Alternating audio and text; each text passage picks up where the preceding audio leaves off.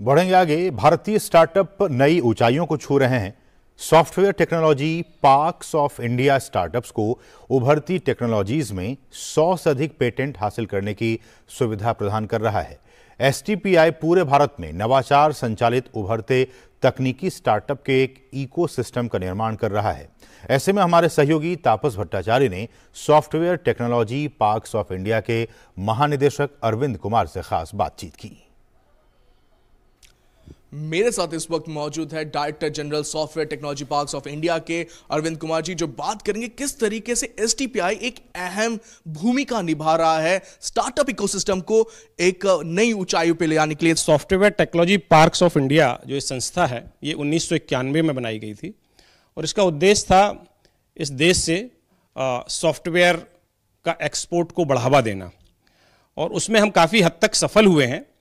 1991 में जहां हमारा 52 करोड़ का सॉफ्टवेयर एक्सपोर्ट हमारी एसटीपीआई रजिस्टर्ड यूनिट से होता था, आज की रेट में वो 6.3 लाख करोड़ का हम एक्सपोर्ट पर पहुंच गए हैं। अब हमारा दूसरा जो है कि सॉफ्टवेयर जो हम सर्विस इंडस्ट्री के लिए काम करते थे, हमारा उद्देश्य है कि यही सेम ऊंचाइयां हम सॉफ्टवेयर प्रोडक्ट में भी पाएँ, और उसके लिए एक भारत सरकार ने पॉलिसी भी 2019 में बनाई थी, सॉफ्टवेयर प्रोडक्ट पॉलिसी।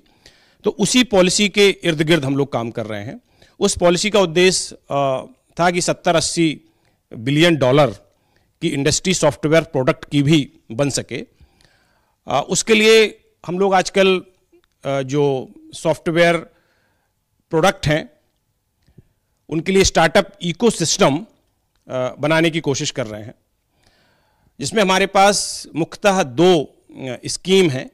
एक स्कीम है जिसमें हम 25 लाख रुपए का सीड फंड भी देते हैं, और वो जो टाइप 2 कैटेगरी 2 या नए शहर हम कहें, जहाँ पे अभी तक बहुत ज़्यादा सॉफ्टवेयर नहीं था, बहुत ज़्यादा सॉफ्टवेयर आईटी की इंडस्ट्री नहीं थी, उन नए शहरों में जो 12 जगह हैं उनके लिए हम 25 लाख रुपए दे रहे हैं, जिनमें हम 63 लोगों को अभी तक दे चुके हैं, जिसमें करीब हमने 14 करोड़ रुपए दे दिया है, जो कि पूरी 95 करोड़ की स्कीम है और 300 लोगों को देने की स्कीम है।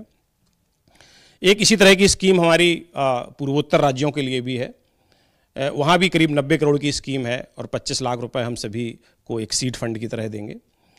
इसके अलावा हम लोगों ने कुछ सेंटर फॉर एंटरप्रेन्योरशिप, हम COE बोलते हैं, उनको भी डेवलप किया है। करीब 21 हमने COE अभी तक डेवलप कर लिए हैं। उनमें हम बहुत ही स्टेट ऑफ आर्ट, बहुत ही बढ़िया तकनीक की हमने वहाँ पे प्रयोगशालाएं बनाई हैं, और बहुत ही अच्छे इक्विपमेंट वहाँ पे लिए हैं, जिससे कि टेस्ट करने में उनको कोई दिक्कत ना हो। और ये सब हमने उनको एक बड़े विषय विशेष domain specific centre for entrepreneurship हैं, और इनमें आप अगर ऑटोमोबाइल से रिलेटेड कुछ कर रहे हैं तो उसको टेस्ट कर सकते हैं, मेडिकल इलेक्ट्रॉनिक्स से कर रहे हैं तो उसको टेस्ट कर सकते हैं। उसमें भी करीब हम 300 स्टार्टअप को सपोर्ट कर रहे हैं। तो ये जो हमारा 70-80 बिलियन डॉलर का टारगेट है, हम ये अचीव कर पाएंगे इन सब सेंटर फॉर एंटरप्रेन्योरशिप और इन स्कीम के तहत। अगर हम बात करें हमारे जो इंडियन स्टार्टअप्स हैं, इनको किस तरीके से इंटरनेशनल एक्सपोजर दिया जा रहा है? क्या एसटीपीआई उसमें कोई रोल प्ले कर रहा है? क्या उनको बाहर लेके जाना या फिर वेंचर कैपिटलिस्ट से उनकी मीटिंग करवाना, क्या उनको एक सपोर्ट देना, क्या कर रहा है एसटीपीआई? सभी देश के लोग यहाँ आ रहे हैं, यहाँ का स्टार्टअप इकोसिस्टम समझना चाहते हैं, यहाँ के स्टार्टअप को अपने देश में ले जाना चाहते हैं, उनको अपना मार्केट एक्सेस देना चाहते हैं।